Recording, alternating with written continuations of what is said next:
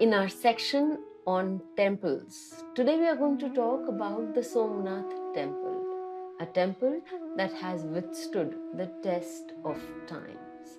Much like the history of Bharat, the Somnath Temple's past is also fraught with destructions, but this temple has survived them all. Standing firm on the western coast of India, this indestructible temple reflects the resilient character of Bharat. According to Indian stories, this age-old shrine was first built in gold by Somraj, that is, the moon god, then in silver by Ravan, in sandalwood by Lord Krishna, and much later in stone by Bhimdev, one of the rulers of Gujarat. Historical records state that Somnath Temple was pillaged and vandalized multiple times by various Muslim monarchs like Mahmud Ghazni, Khilji, Muzaffar Shah, Zafar Khan, Ahmad Shah, Mahmud Begda, Aurangzeb, etc., who looted the temple's riches and reduced the pious site to a wreck. But every time the foreign invaders knocked the temple down, our ancient rulers like Sri Vikramaditya of Ujjain, the Vallabha kings, Bhimdev of Ahilawad, and Kangara, the king of Junagadh, among others, resurrected it, brought it back to its glory. The cycle of demolition by Muslims and reconstruction by Hindus continued for some centuries. Finally, when Aurangzeb ruined it in 1702 for the last time, the temple was not rebuilt until 1950.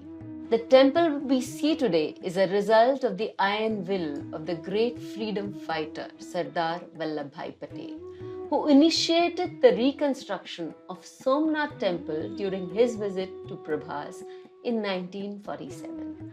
The mosque that Aurangzeb had replaced the temple with was shifted to a new place, and the Jyotirling Pratishthan was done by Dr. Rajendra Prasad on 11th of May 1951. Sitting solemnly at Triveni Sangam, the place where three holy rivers, Kapila, Hiran and Saraswati, meet, Somnath Jyotirling Temple imbibes the surroundings with an air of tranquility and spirituality. In this story about Somnath Temple, we will listen to how it came to be built originally, who built it, and why so. The construction of the original temple of Somnath is associated with the legend of Daksha's curse on moon or Chandradev. And this tale also explains the waxing and the waning phenomenon of the moon. Chandradev was married to 27 daughters of Daksh Prajapati. Chandradev had given his vow to Daksh Prajapati that he would treat all the 27 daughters equally and would spend equal time with all of them.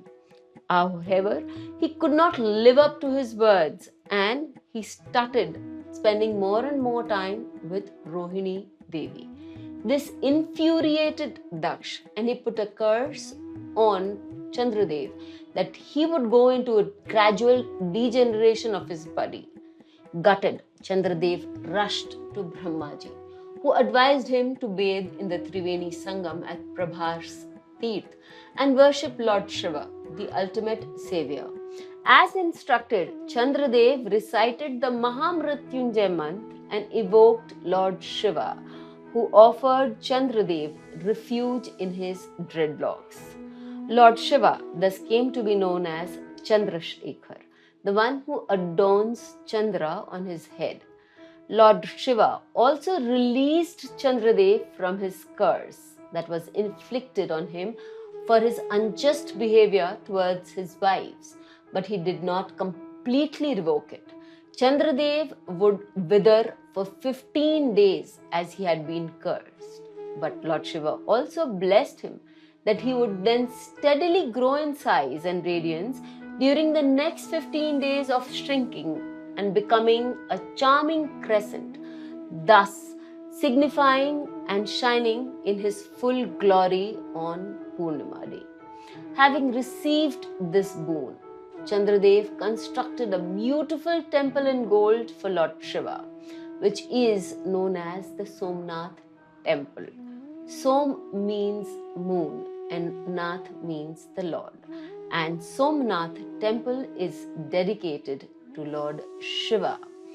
Here is installed the first Jyotirling with his name Somnath Mahadev. Chandra also began to then spend equal time with each of his 27 wives. One day he spends in each of the nakshatra since then. Let's know a few interesting facts about the Somnath Temple.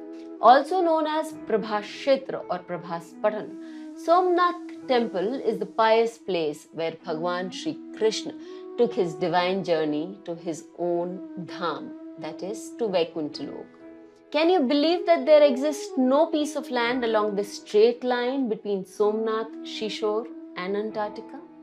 The Banastham or the arrow pillar erected on the sea towards the south of Somnath Temple has an inscription in Sanskrit attesting to this beautiful and surprising fact.